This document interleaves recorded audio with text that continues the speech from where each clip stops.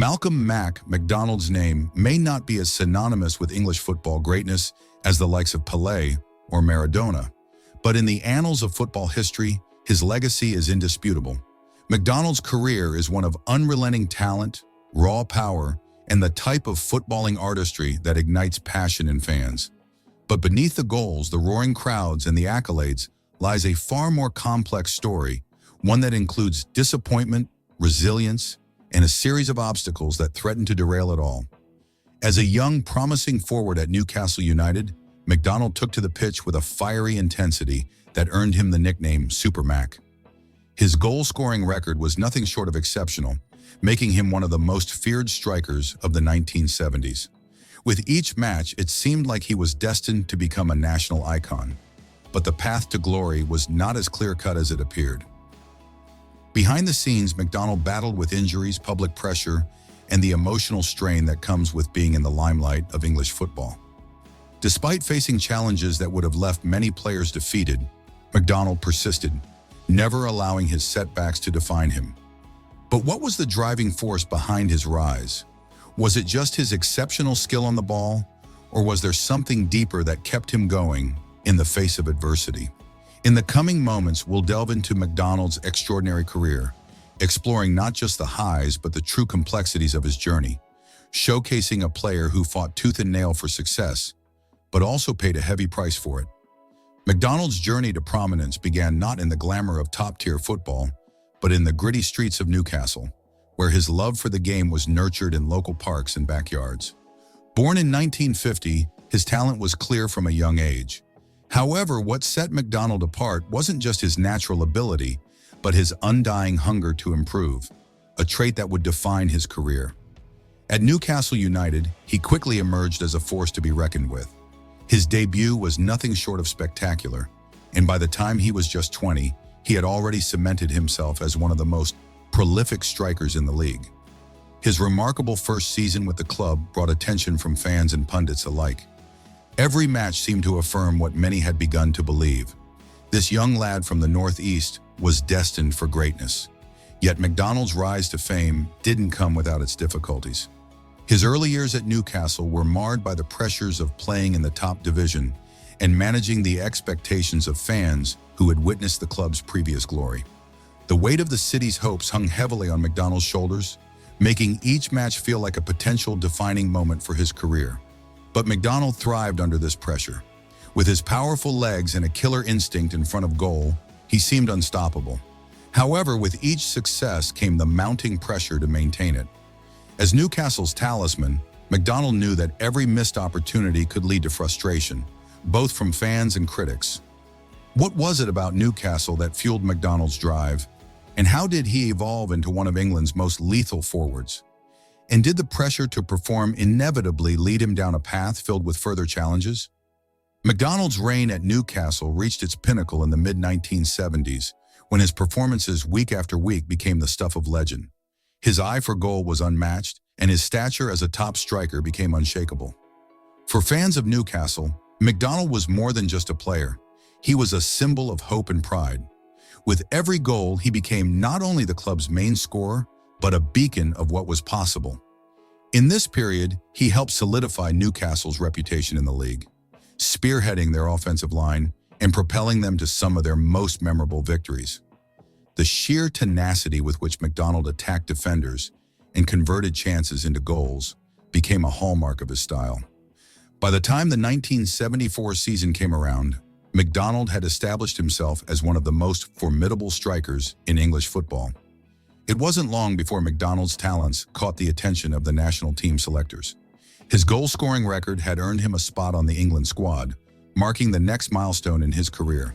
For MacDonald, this was the culmination of years of hard work, getting the call to represent his country on the international stage. The question that arises now is, did MacDonald's success at Newcastle lead to his national recognition, or was there more behind his rise to prominence? And how did his experiences at club level prepare him for the challenges of international football? MacDonald's long-awaited debut for England came in 1974, a moment that any player dreams of, but the reality wasn't as smooth as one might expect.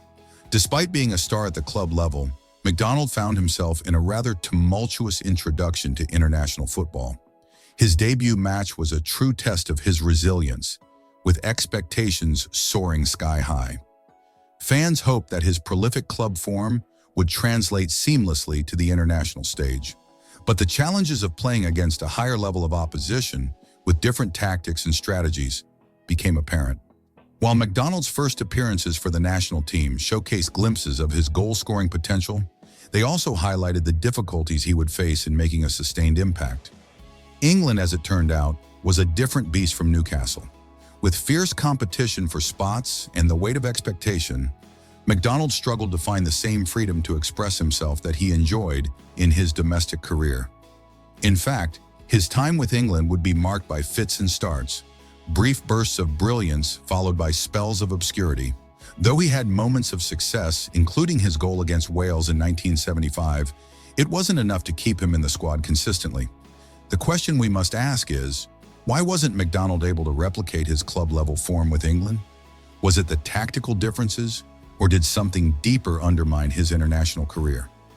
MacDonald's journey with the England team was filled with ups and downs, but ultimately it was marked by frustration.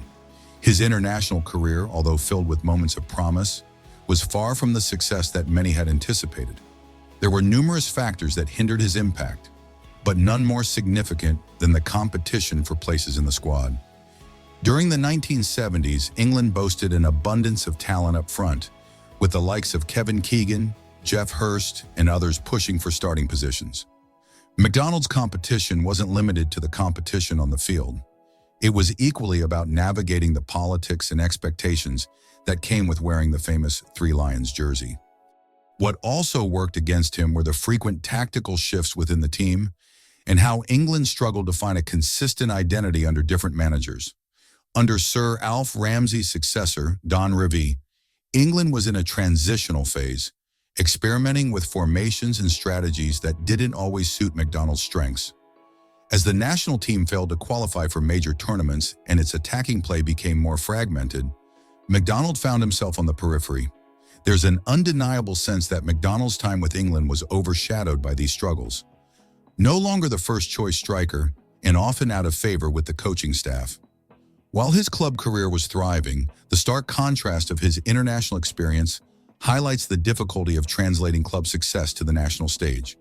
But could MacDonald's limited success with England have been more about the tactical environment and coaching choices rather than his ability? Or was the competition simply too fierce for him to secure his place long-term?